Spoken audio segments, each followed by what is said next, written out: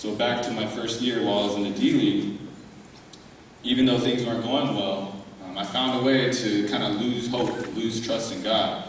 And I tried to remind myself of my story and how I got there, but the way I lived my life was very well put by this verse.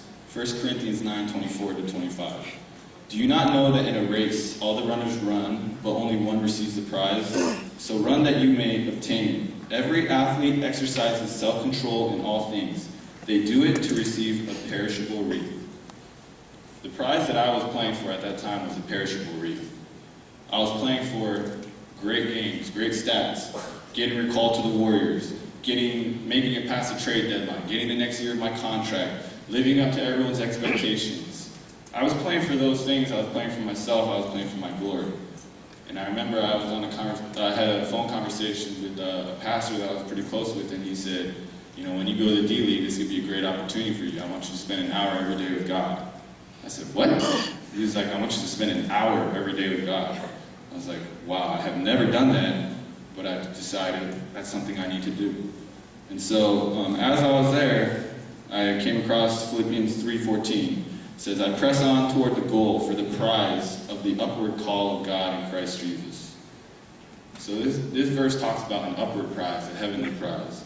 And this prize is blessings and rewards that we get when we get to heaven. It's the eternal fellowship that we can have with Jesus Christ. And so our true prize, our true reward, what we're striving for, what I learned I needed to strive for, was something in heaven and not on earth.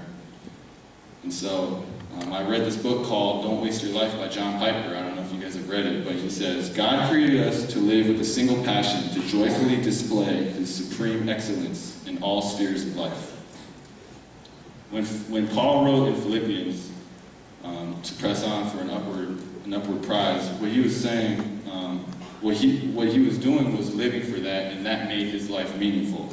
And I realized I had to learn to do the same.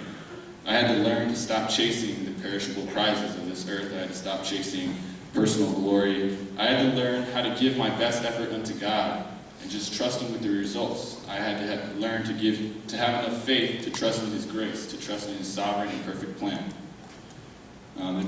I had to submit my will. I had to submit my desires. I had to submit my dreams. I had to give it all up to God and just say, look, I'm going to give my best effort. I'm going to go out on the court. I'm going to play every day for you, and I'm going to let you take care of the rest.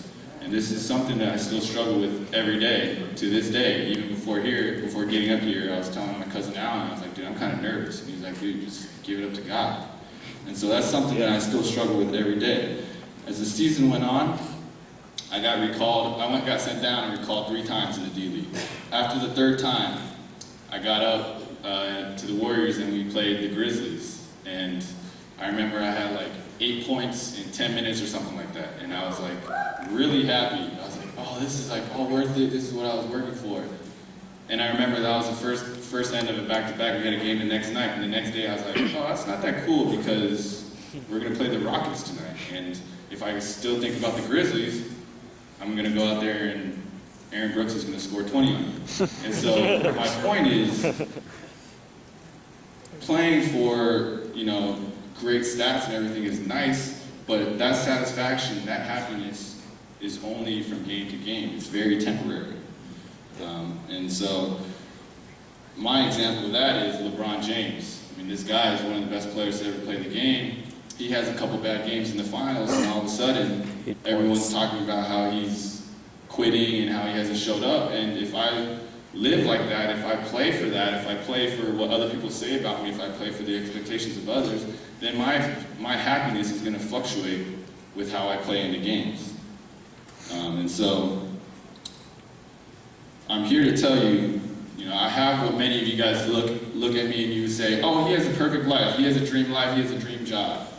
He gets to play in the NBA, he gets to play basketball for a living, everything associated with the NBA lifestyle.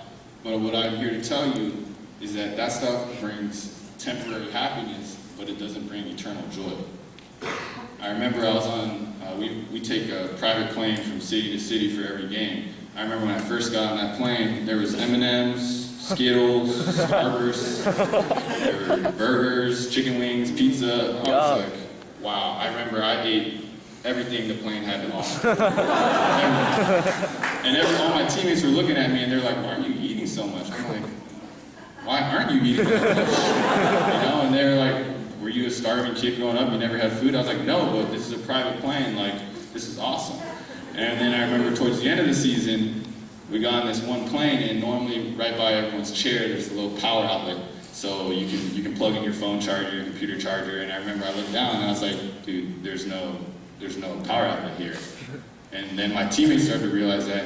And then we started to complain. We're like, man, this plane is horrible. Where's the power outlet? And then I remember at that point, I had to stop myself because I was like, dude, are you serious? Like, that's what you're going to complain about, is not having a power outlet on a private plane going to your next game. And that's what happiness is like for me. It's really cool, but it fades. It doesn't last. And those things, playing in the NBA, all those things are obviously fun, and I love it, and I love my life. But that's not going to give me joy for the rest of my life. It's not going to give me purpose for the rest of my life. And so, that's basically what I wanted to share with you guys. And my application to you guys is, what does that mean for you? If you're a non-believer, my challenge for you is to really think about what you're living for. What is your prize? Are you playing for a perishable wreath, or are you playing for a heavenly prize? What do you think about most every day when you wake up? It could be SATs, college, it could be money, a good job, a promotion, cars, video games. It could be pornography, it could be girls. If you're a girl, it could be attention, it could be beauty, it could be all these different things. I don't know what everyone pursues, but you have to take a look at yourself and really ask yourself, what is my prize? What am I living life for? And hopefully my story can be an encouragement to you, and my advice isn't for you guys to all just convert right away. My only encouragement to you guys is just to get to know God. Try to get to know God. I don't care if that's opening your Bible, reading a chapter a day. It could be talking to a Christian friend who has been trying to evangelize for you for a while. It could be talking to a pastor. It could be attending church. It could be any of those things, but my encouragement is that you wouldn't leave, or you wouldn't go through this next week without at least doing one thing to try to get to know God a little bit more, to try to understand that He has salvation waiting for you. He has purpose in life waiting for you. He has eternal joy, eternal peace waiting for you. And if you're a believer, I'd ask you the same question. What is your prize? What are you living for? How can you play the game of life for the heavenly prize? And the first thing for me when I ask myself that question is I need to realize God has to be my number one priority. If He's not my number one priority, I have an idol in my life.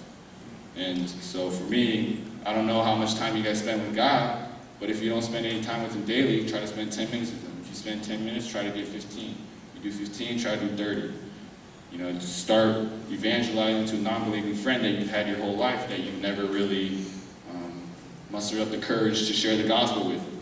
Give your best effort in school, in your job, or whatever you're doing, and let God control the results. I remember when I was a freshman in freshman in high school, it was a similar thing. I couldn't sleep because I was so worried about my grades. I was like, I have to get straight A's.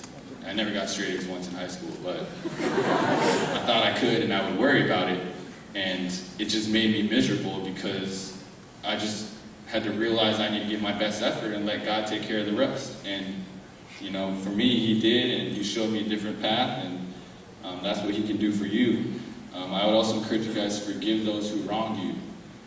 Put others above yourself.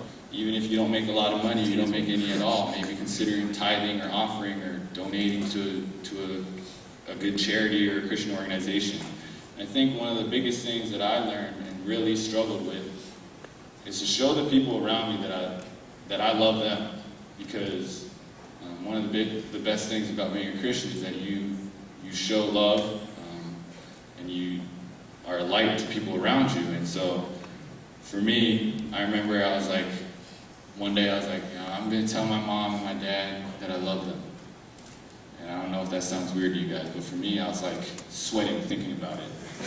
I was like, oh my gosh, I don't know what they're going to say. So I was like, hey Mom, I love you. She's like, what? I was like, I love you. I was like, I love you. And she's like, oh, I love you too. And for me, I had never told my mom I loved her. And it was really hard for me. And I told my little brother the same thing the other day, and he laughed at me. But at least he knows that I love him. And so I would just encourage you guys, if you're a believer, just to spend time with God and to really go out of your way to show people that you love them, even the people that you have a hard time loving. And so hopefully you guys enjoyed it, and I'm just thankful that I was able to share my testimony.